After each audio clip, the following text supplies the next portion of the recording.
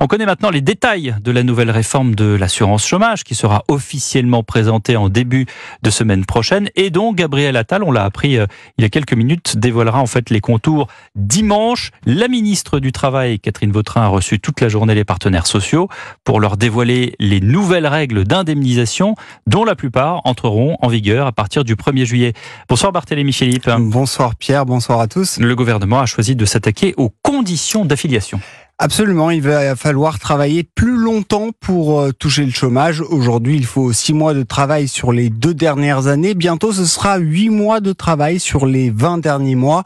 Et si le taux de chômage passe sous les 6,5%, la durée d'indemnisation maximale de 18 mois sera réduite. Une décision qui va aggraver la précarité selon le secrétaire général de Force ouvrière, Frédéric Souillot.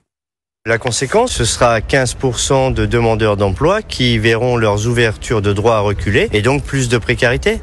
L'objectif numéro 1 du gouvernement avec ce projet, c'est d'atteindre le plein emploi en 2027.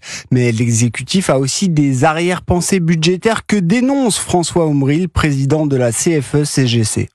On a évidemment des mesures qui sont injustes et qui consistent en fait à spolier ceux qui ont cotisé pour s'assurer pour cette période de précarité qu'est le chômage, pour pouvoir alimenter des projets de l'État dont l'efficacité économique est plus que contestable. À moyen terme, le gouvernement espère au moins 3,6 milliards d'euros d'économies par an avec cette réforme. Des recettes qui pourraient presque doubler si le chômage descend sous les 6,5% et qu'une baisse de la durée d'indemnisation est donc activée. Merci de ces précisions Barthélémy Philippe du service économie d'Europe 1.